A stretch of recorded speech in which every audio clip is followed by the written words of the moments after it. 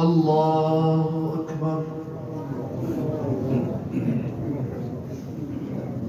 الحمد لله رب العالمين الرحمن الرحيم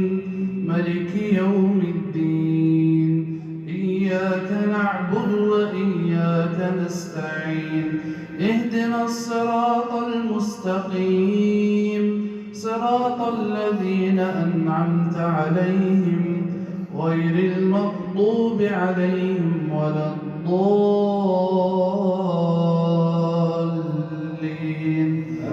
آمين.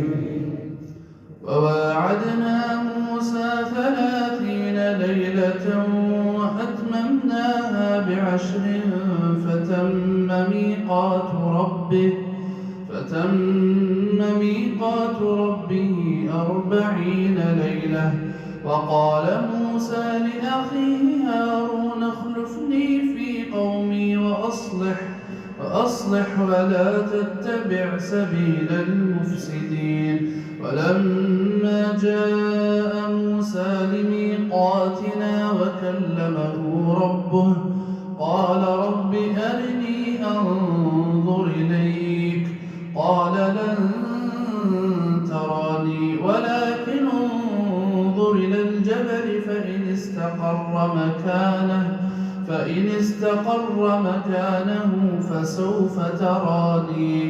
فلما تجلى ربه للجبل جعله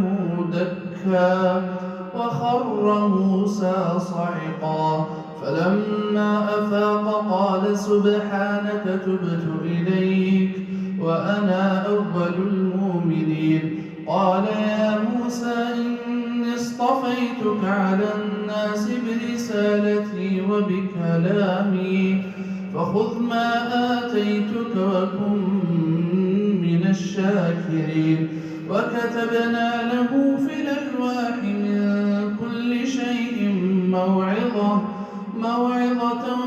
وتفصيلا لكل شيء فخذها بقوة وأمر قومك يأخذوا بأحسنها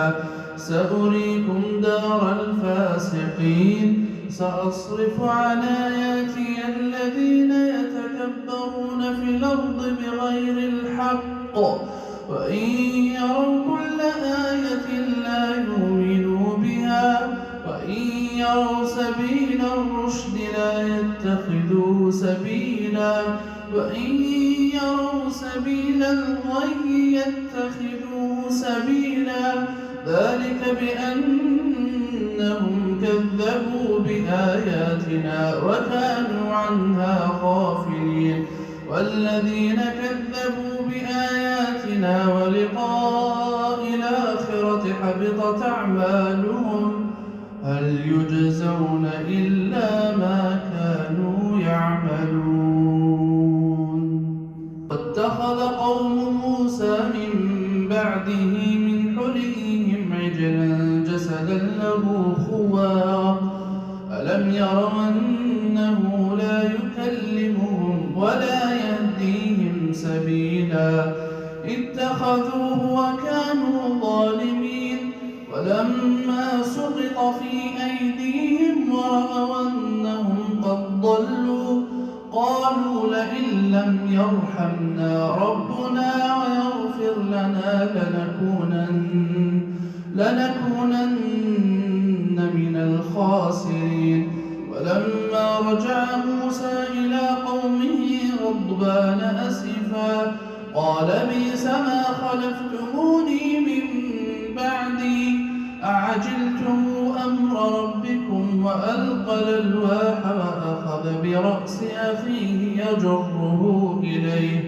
قال ابن أم إن القوم استضعفوني وكادوا يقتلونني فلا تشمت بي الأعداء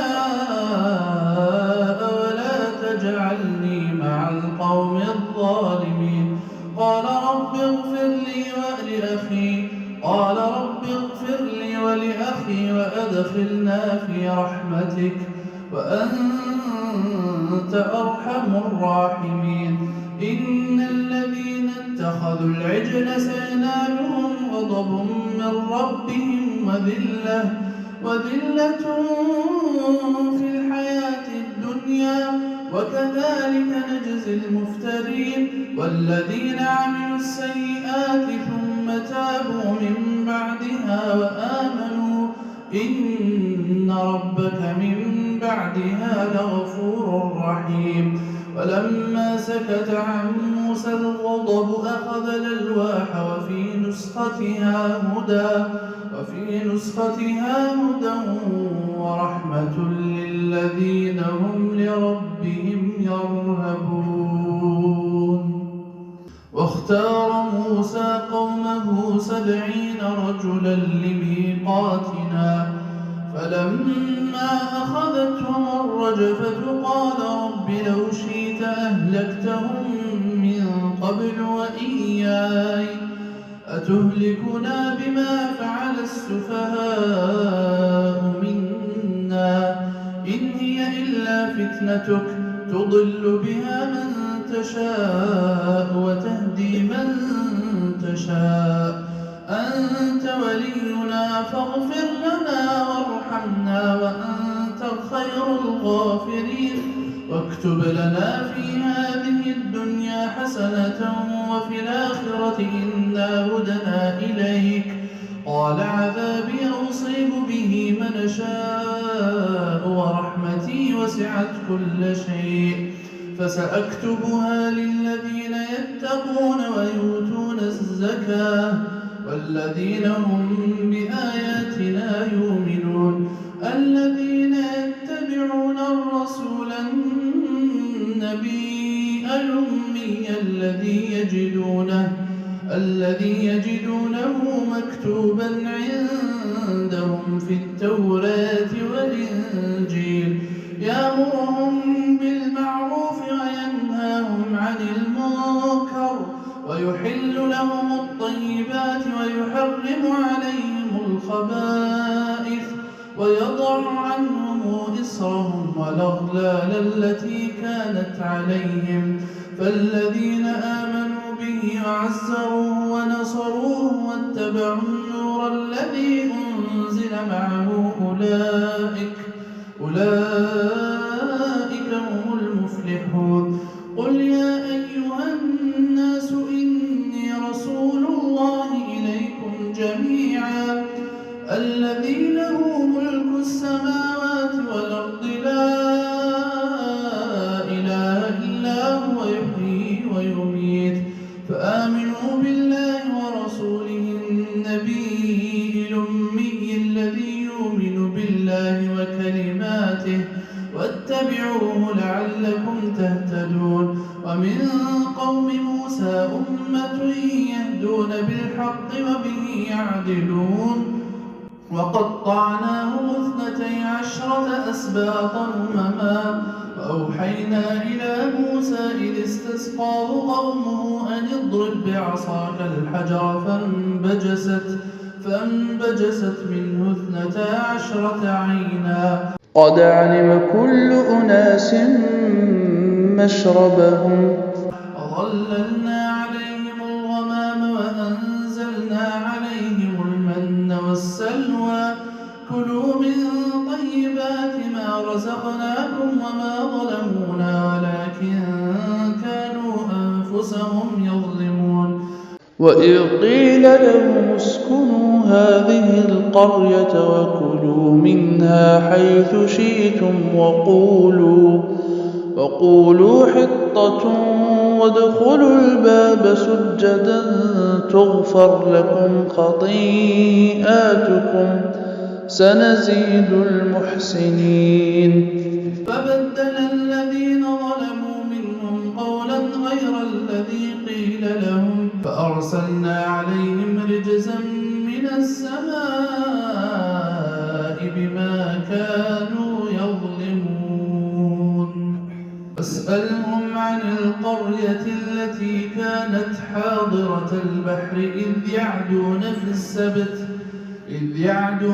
السبت إذ تاتيهم حيتانهم يوم سبتهم شرعا ويوم لا يسبتون لا تأتيهم كذلك نبلوهم بما كانوا يفسقون وإذ قالت أمة منهم لم تعظون قوما الله مهلكهم أو معذبهم عذابا شديدا قالوا معذرة إلى ربكم ولعلهم يتقون فلما نسوا ما ذكروا به أنجينا الذين ينهون عن السوء وأخذنا الذين ظلموا بعذاب بئس بما كانوا يفسقون فلما عتوا عما نهوا عنه قلنا لهم كونوا قردة خاسئين وإذ تأذن ربك ليبعثن عليهم إلى يوم القيامة من يسومهم سوء العذاب إن ربك لسريع العقاب وإنه لغفور رحيم وقطعناهم في الأرض أمما منهم الصالحون ومنهم دون ذلك وبلوناهم بالحسنات والسيئات لعلهم يرجعون فخلف من بعدهم خلف ورثوا الكتاب يأخذون عرض هذا لدنا ويقولون سيغفر لنا وإن يأتيهم عرض مثله يأخذوه ألم يؤخذ عليهم ميثاق الكتاب ألا يقولوا على الله إلا الحق ودرسوا ما فيه والدار الآخرة خير للذين